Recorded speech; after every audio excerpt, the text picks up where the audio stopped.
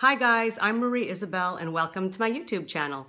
Today I'm talking about choosing your battles in a relationship, and it's the little squabbles that couples get into over the insignificant things that in hindsight probably don't mean much at the end of the day, but sometimes we just really can't let things go, especially when it comes to two people coexisting together and, both people bring their own habits to the relationship.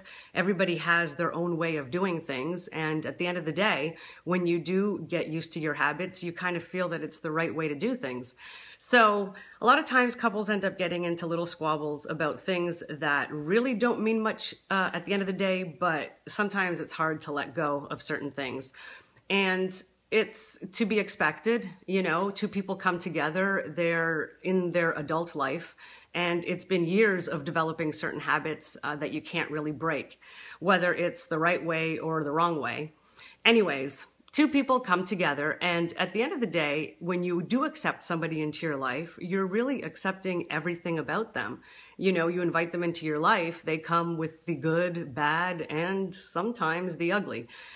That was something that took a lot of getting used to for me when my husband and I moved in together, because we do have very different ways of doing things when it comes to certain things around the house.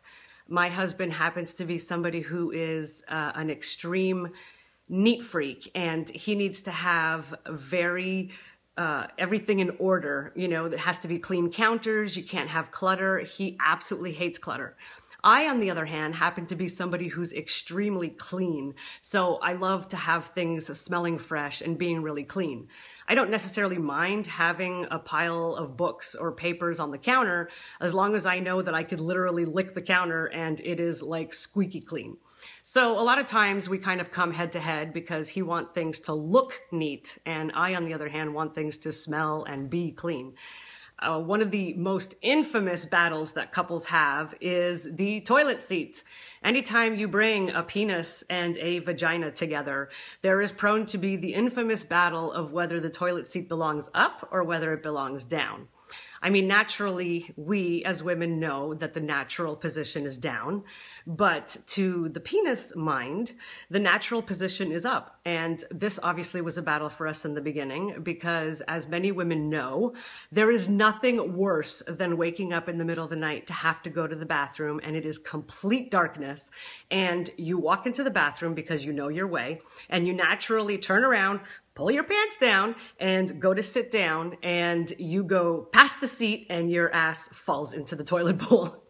There is nothing worse than your butt cheeks touching cold toilet water in the middle of the night. Guys don't get this. They don't see the big deal.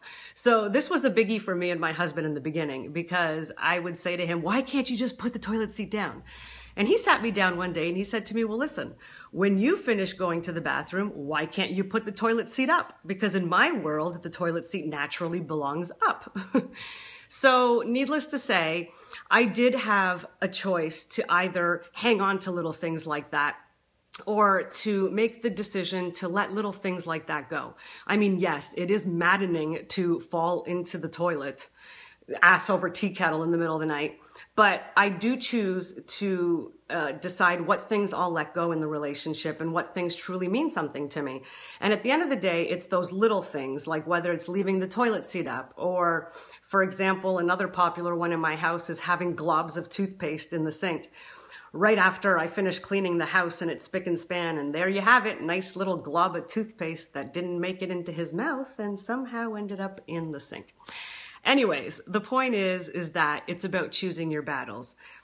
When it comes to little things like, the toothpaste, the toilet seat, those things are insignificant little battles where, at the end of the day, they really don't have much effect on the overall relationship if we choose to let them go.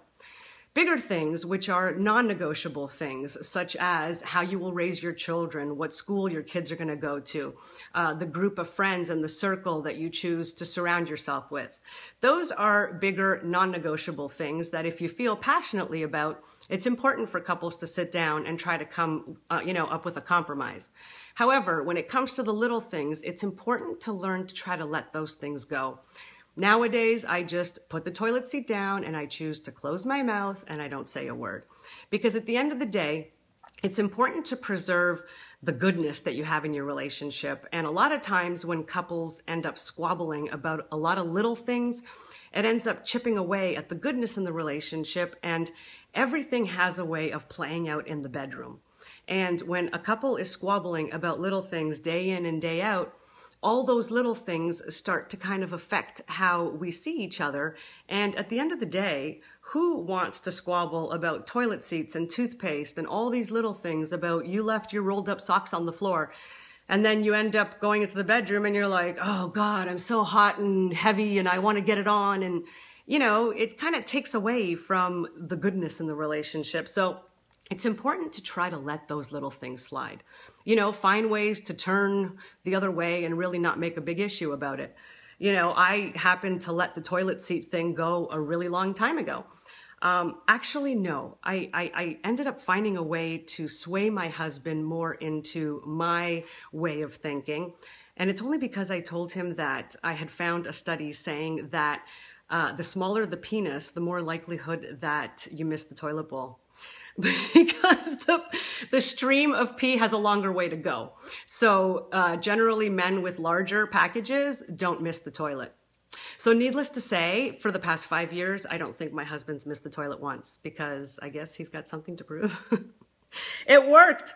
So at the end of the day, it's important to really choose your battles and focus on the things that truly you do feel passionately about, and things that do affect the relationship on a much bigger scale. Like I said, the non-negotiables, you know, the stuff that's really going to affect your lives, not the little rolled up socks and the toothpaste and the toilet seats. Because at the end of the day, if you choose to just close your mouth and turn the other way, it ends up making the relationship a lot happier. And when you really think about it, we ourselves have habits that we bring into the relationship that our partner probably doesn't find all that desirable.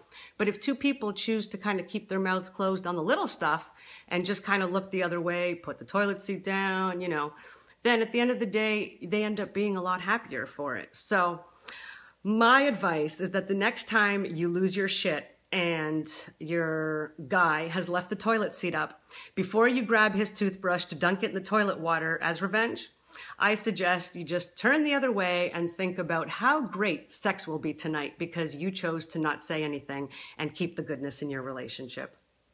That's what I have for you today, guys. I hope you have an amazing day, and I will see you next time. Subscribe to my YouTube, join my social media, and all that good stuff.